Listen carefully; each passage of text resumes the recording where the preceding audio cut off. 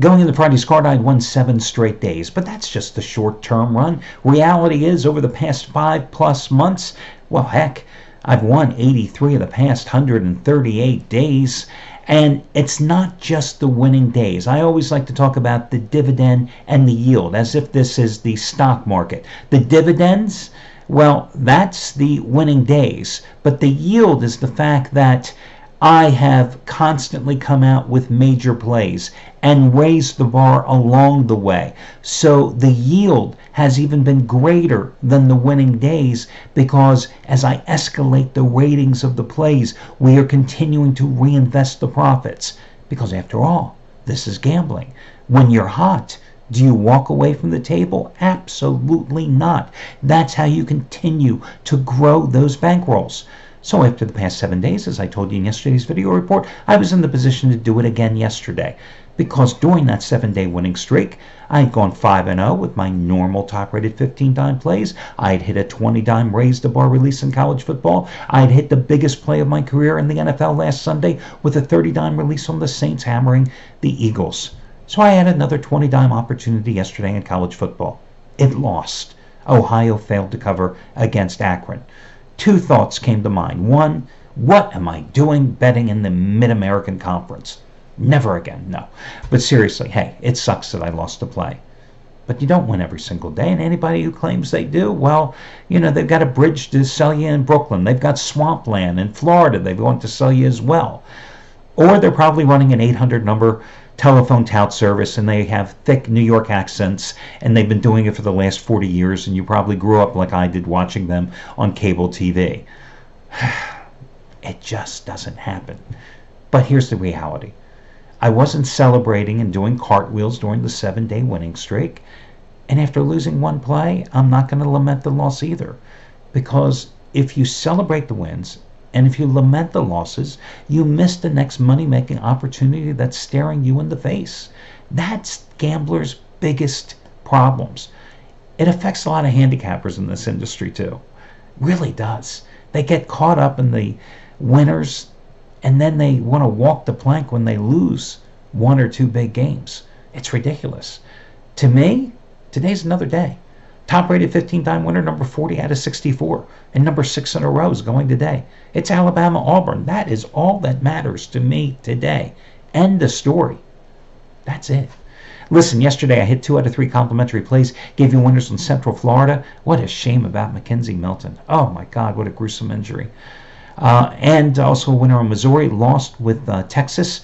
I've got 3 more complimentary plays coming up for you on today's video report. In terms of who has the big play today, well, I can tell you this. Shawn Michaels, the 6th ever raise the bar 150-dime college football play of his career, goes today. It is on Alabama and Auburn, and I took a peek. He is on the same side of the Iron Bowl that I am.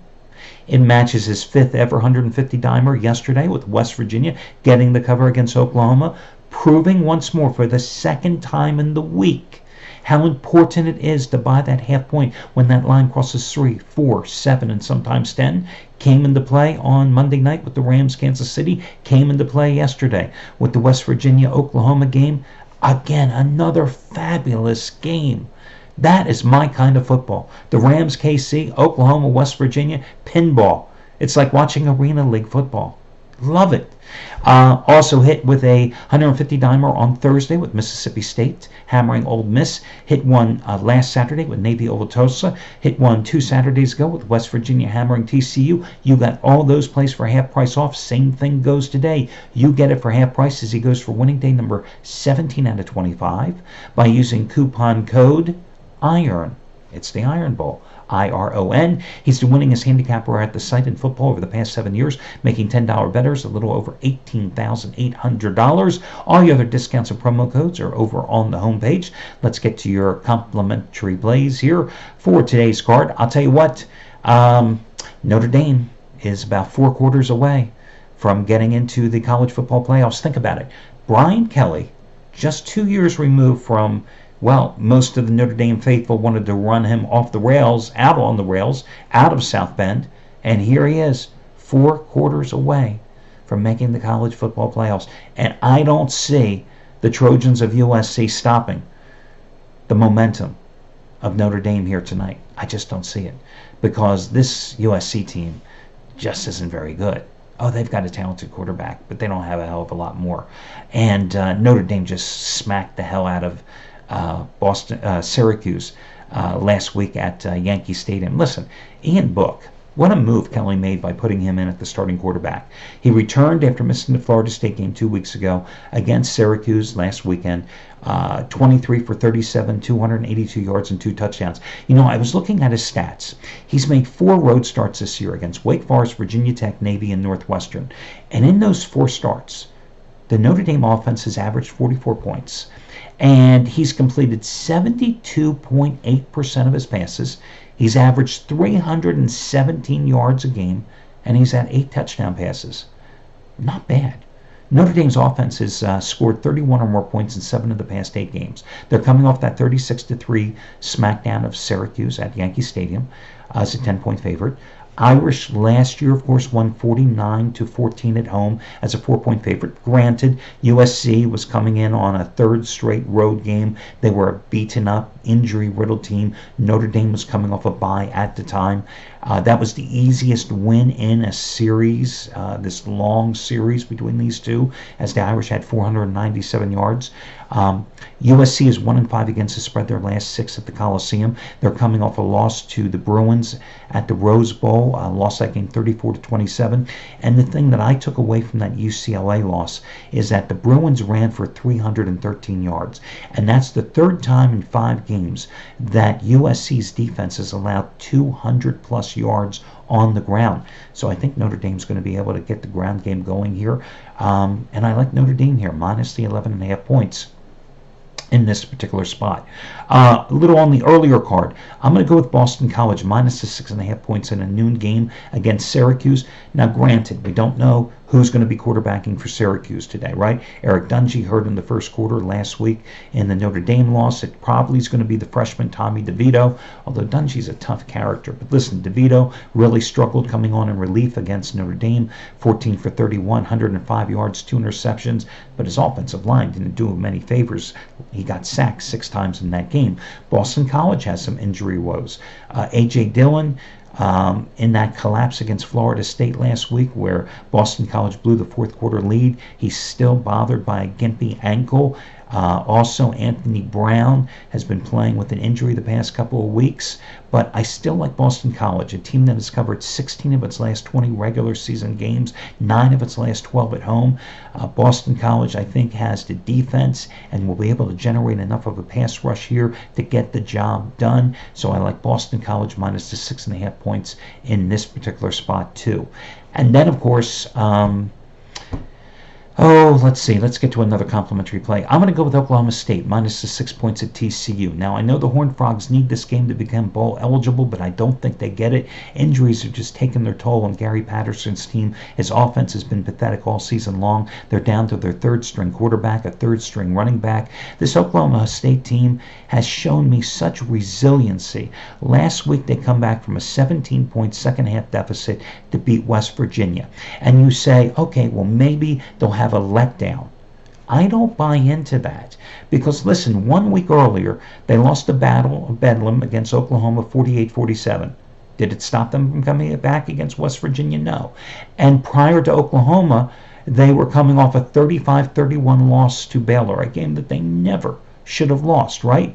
And before Baylor, they were coming off a 38-35 upset of Texas. So they've had 4 very emotional games in a row.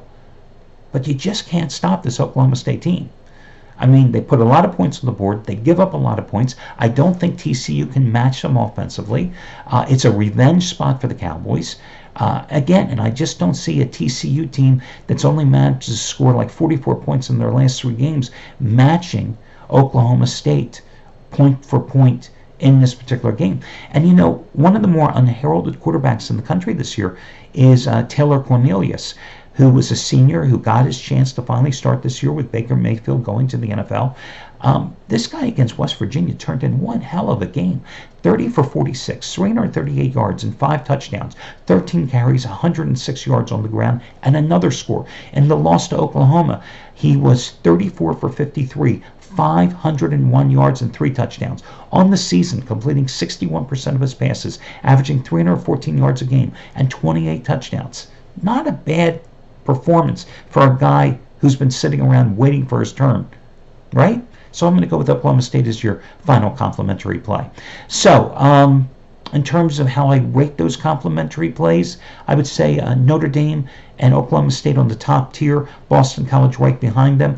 Listen, I'm doing this video report a little late. I also lean toward Michigan today to continue the revenge tour and get the job done, minus the 5 points at Ohio State today.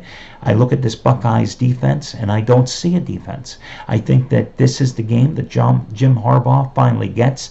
Listen, they've already knocked off Wisconsin, Michigan State, Penn State in return. I see this Ohio State defense that was exposed in the 49-20 loss to Purdue. Then they barely nipped Nebraska at home. Then they need the miracle comeback win at Maryland last week.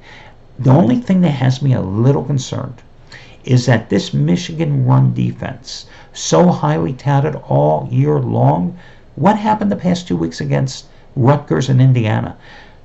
The Knights ran for 193 yards. Indiana ran for 190 yards. That's bad. I mean, on the season, the Wolverines are still giving up only 111 yards per game on the ground. And the other thing that bothers me a little bit about this game is this line has now gone to 5 to 5.5 points. That 5 number is like no man's land. Now you're saying Michigan has to win by a touchdown.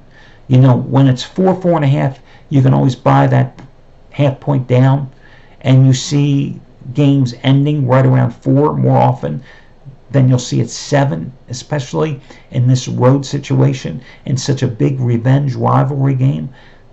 So the number has me a little scared there, but I still lean a little toward Michigan too. Anyway, that'll do it. I wish you well, and I'll talk to you.